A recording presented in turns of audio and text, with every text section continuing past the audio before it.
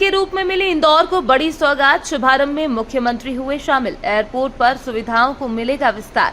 केंद्रीय उड्डयन मंत्री किंजरापू राममोहन नायडू ने ऑनलाइन किया लोकार्पण। करीब 50 करोड़ की लागत से विकसित की गई आधुनिक व्यवस्था। यात्रियों को मिलेगा बेहतर आवागमन और विश्वस्तरीय अनुभव। एयरपोर्ट टर्मिनल पर उड़ान कैफे से अब किफायती दरों में चाय और अल्पाहार की सुविधा भी मिलेगी। अंतर्राष्ट्रीय स्तर के यात्रियों को ध्यान में रखकर किया गया विकास। शहर के व्यापार और पर्यटन को मिलेगा बढ़ावा। प्रधानमंत्री नरेंद्र मोदी को सौगात के लिए दिया धन्यवाद। बोले मुख्यमंत्री डॉक्टर मोहन यादव, इंदौर एयरपोर्ट अब नई पहचान के साथ देश में बनेगा मिसाल। एक नया इतिहास इंदौर में जुड़ने जा रहा है। हमारा जो इंदौर एयरपोर्ट है, वर्तमान में जो एयरपोर्ट है उसकी क्षमता जो है वो 40 लाख की माननीय मुख्यमंत्री जी, और ये क्षमता 40 लाख की पूरी हो चुकी है।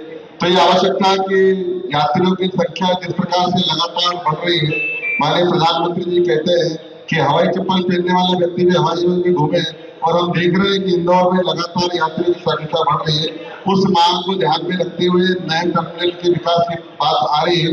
लेकिन ये हमारा जो टर्मिनल है, ये वर्षों पुराना एक ऐसे टर्मिनल था जो कि बंद पड़ा था। मेरे माननीय मंत्री से निवेदन किया कि जब नया टर्मिनल बनेगा तब हम उसको उपयोग करेंगे, लेकिन इस टर्मिनल का भी उपयोग करना चाहिए। तो मैं माननीय मंत्री जी को धन्यवाद देना चाहता हूँ, केंद्रीय मंत्री जी को, माननीय प्रधानमंत्री जी को। उन्होंने 50 करोड़ की टिकट दी और ये टर्मिनल बन के आज तैयार हुआ है। मैं सबको शुभकामनाएं, वंदन, अभिनंदन भी करना चाहता हूँ। अभी माननीय सांसद जी ने कहा है इस टर्मिनल के उपयोग के लिए 50 करोड़ की उन्होंने अपनी सौगात इंदौर के लिए दी, प्रदेश के लिए दी।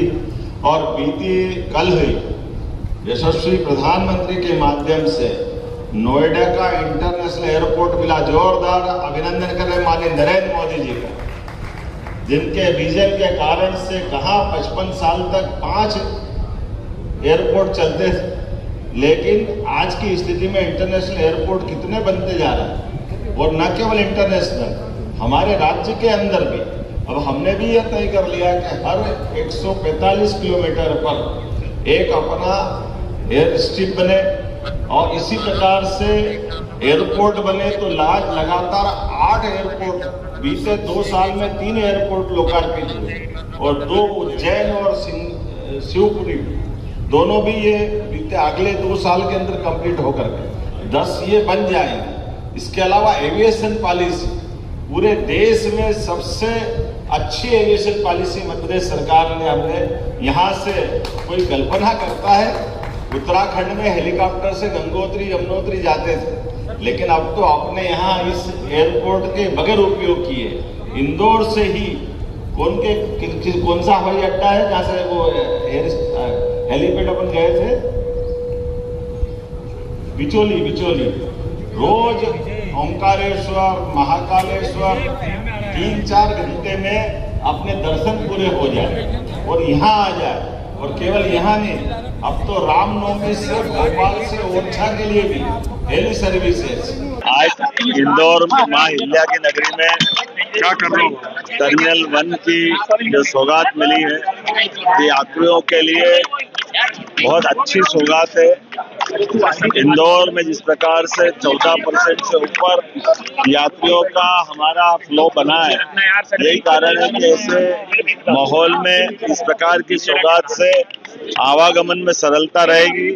और जो प्रबंधन किए हैं वो सच में एयरपोर्ट पे हमारे भारतीयता का भी एहसास कराएंगे। न केवल अतिथि सत्कार के लिए, बल्कि हमारा रेस्टोरेंट भी अब सामान्य शहर की तुलना में अंदर एयरपोर्ट के अंदर आमतौर पे चाय अल्पाहार की जो कीमतों में जो अंतर रहता था, वो अंतर भी खत्म करके ये नई सौगात दी।